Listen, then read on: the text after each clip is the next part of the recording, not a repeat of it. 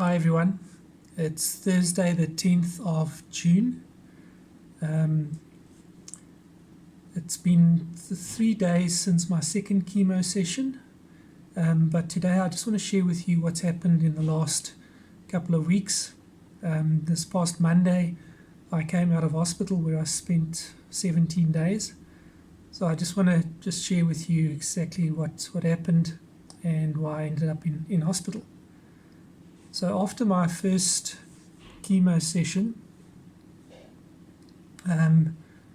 for about a week or so after the session, my stomach was very bloated and quite sore, uncomfortable more than sore. I didn't actually realize that I was as constipated as I actually was. Eventually, after about a week, we tried to take some medicine to help my stomach to go, which didn't work. I actually took two suppositories, which also didn't work. And then on the Saturday morning, early in the morning, about 3 o'clock, I couldn't take the pain anymore. So I woke Deirdre up and asked her to take me through to the Mill Park emergency room. We arrived there probably at about 3:30. I was taken through to the emergency section while Deirdre was busy booking me in. I thought maybe they'll just give me an enema and I'll be ready to go home. So it seemed to be taking quite a bit longer. So I told Deirdre maybe go home. I'll phone her when I'm ready to come back. So they sent me off for some x-rays for my stomach. I went for the x-rays. The x-rays came back and they saw that my intestines were completely blocked. So they actually started to book me in into the hospital. It was still quite early in the morning, so about 5 o'clock. So nothing was ready. So I would have to wait for a couple of hours before they actually have a room ready for me. And obviously I didn't have a pre-COVID test, so I had to do the nasal COVID test. The first time I did a nasal one, and not nice at all. Then they gave me an enema to drink, and that was horrible. It's probably the worst thing I've ever had to drink. Then I just waited. The pain kept on getting worse and worse. Couldn't go to the bathroom, nothing would happen. And then eventually, probably about 8:30, 9 o'clock in the morning, they eventually had a bed ready for me. So they took me through to the COVID isolation section in Mill Park. And I went into one of the rooms there, and there I stayed for another couple of hours while they were busy waiting for my COVID test to come back, and they were getting a room ready in the oncology section for me. In the meantime, they brought me an enema, which I took, and I thought, this is all I need and everything will be fine. And it wasn't. It didn't work at all. Eventually, sort of in the mid-afternoon, I went back to I moved rooms out of the COVID section to the oncology section. I saw my oncologist, and he recommended that I see a surgeon who would be able to have a look at my stomach. So that was on the Saturday. On the Sunday, I saw the surgeon. She recommended that to see exactly where the blockage is, that I go to the radiation department so that they can take X-rays of my stomach, and I would have had to drink some fluid that illuminates under the X-rays to see exactly where the blockage is in my intestine. So I went through and did that on the Sunday, started with it, and also horrible stuff to drink, really terrible.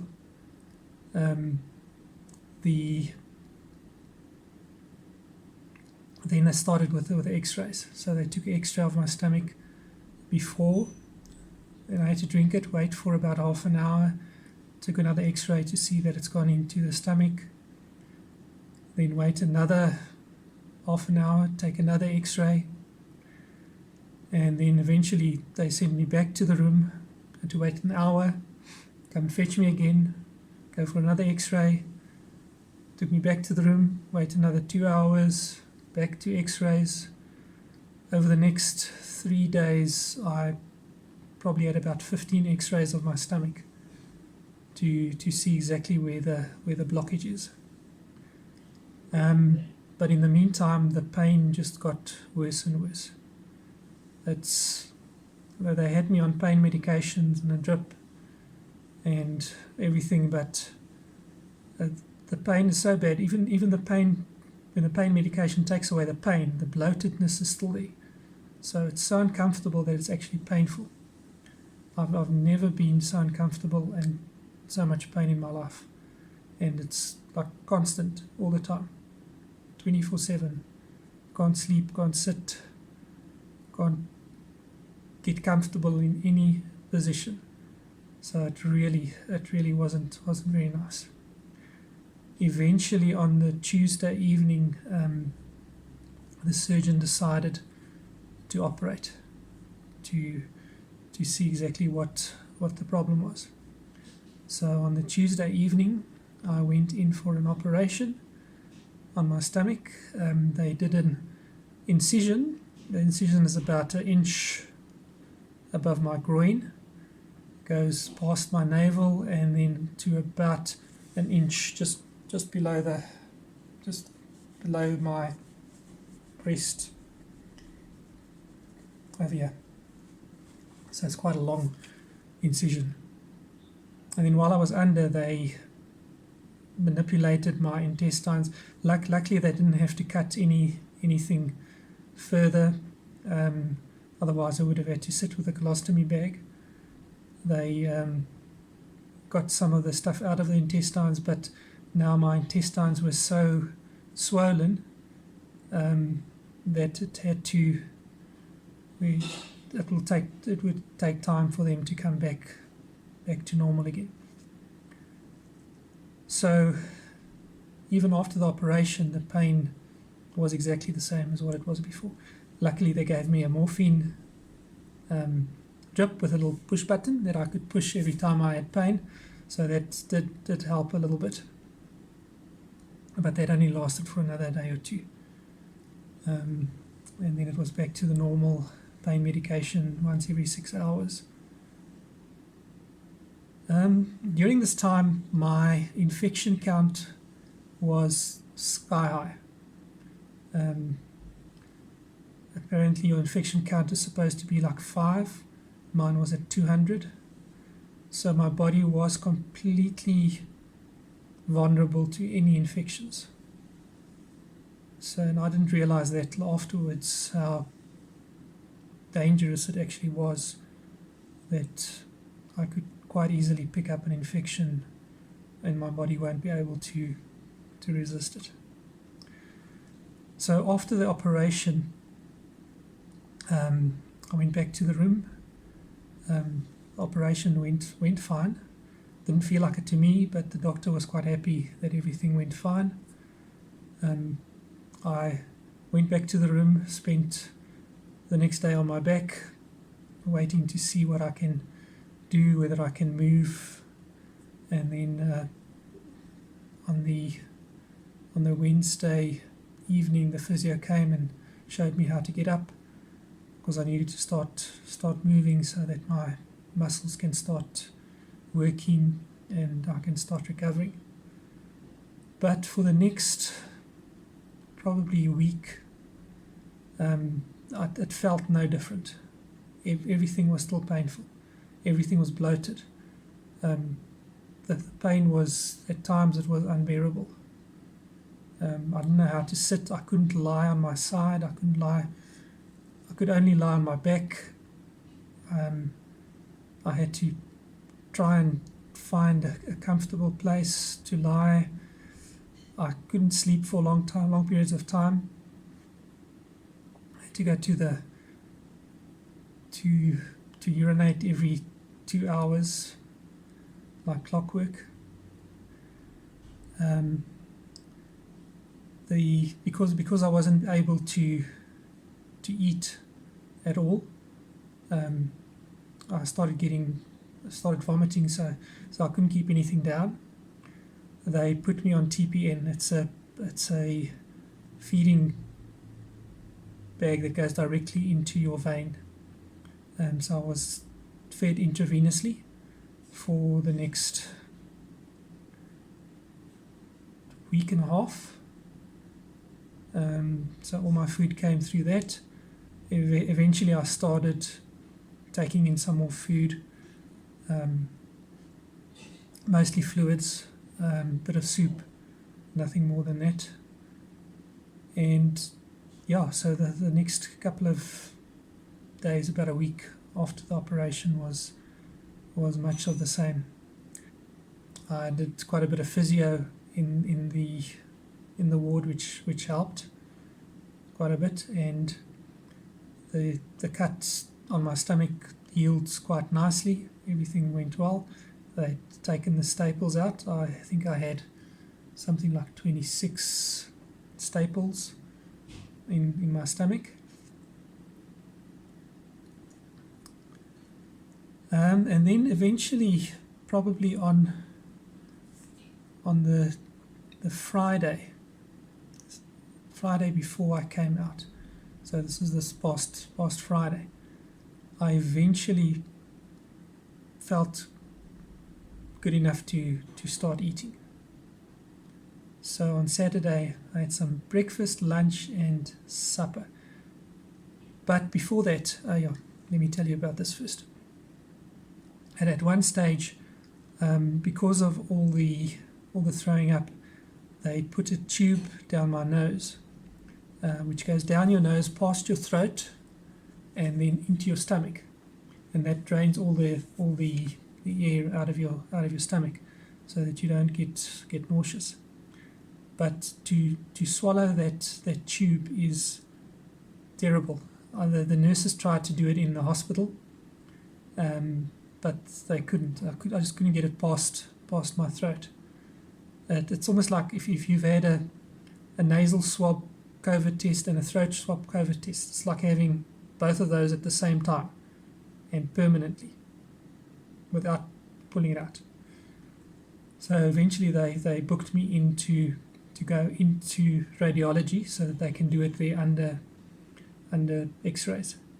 They also put in a PICC line for me. The PICC line is, instead of an IV, they put a line in just under your bicep here, which goes into a bigger vein, and then that vein goes straight to just above the heart.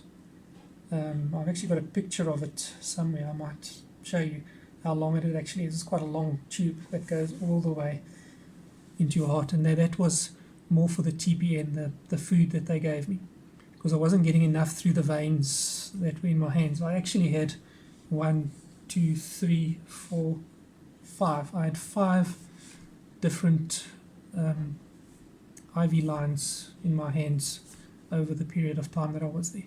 So they put the PICC line in, and that sends everything straight to the heart, so I'd absorb the nutrients much better. In the meantime, my blood count and my infection count had gone down quite significantly, and it was at a normal rate. So anyway, so they gave me the the tube down my nose and eventually got it in. It was a big struggle to get this thing in, and it was so uncomfortable.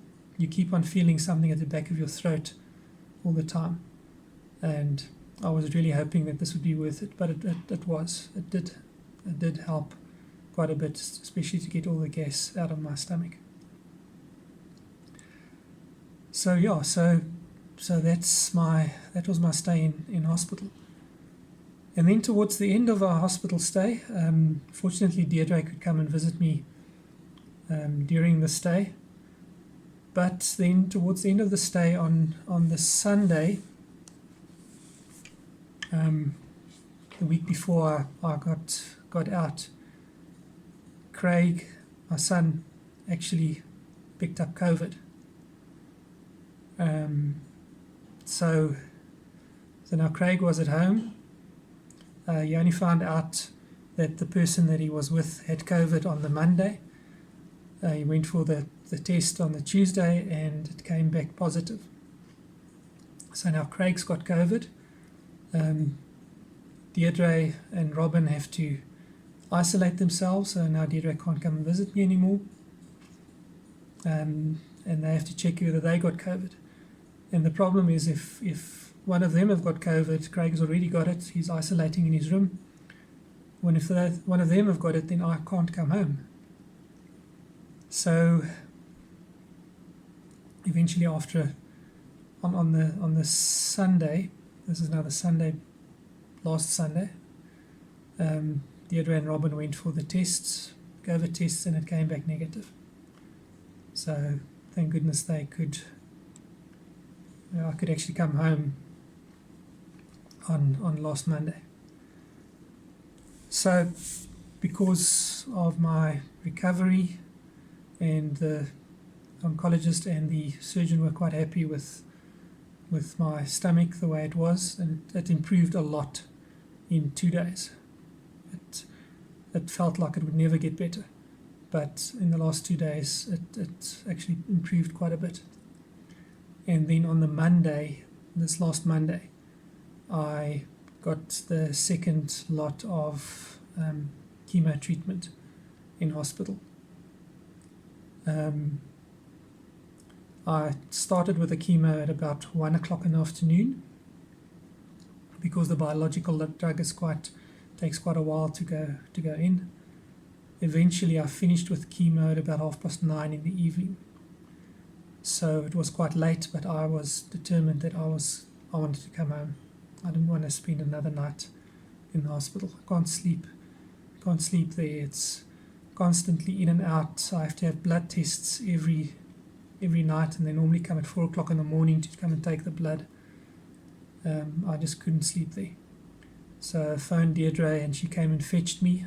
Eventually we got home at about 11:30 at night on Monday after the chemo, and I had my first sleep in my own bed in an ice cold room for 17 days. So the chemo has gone all right. I have to keep an eye on my stomach, make sure that my stomach goes regularly. There is still constipation there. That seems to be the side effect that I get from the chemo. So we've got to treat it. I've got to eat properly, take the right medicine. I'm not taking still pain, which I took the first time around, which makes constipation even worse. I actually haven't been using pain pills since I had the chemo. At the moment I can feel that my stomach is cramping quite a bit, so I might use some pain pills, but they won't cause constipation. So on the third day so far it's not going too badly, but I think tomorrow might be a little bit tougher, judging from the way I feel this evening. So we'll see what happens. And when we got into hospital on the second night in hospital, my hair started falling out.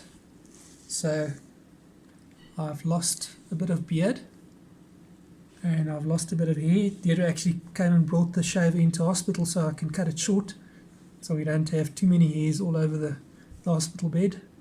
But I've lost quite a bit of hair, and the ones that are there are grey, so it looks even worse.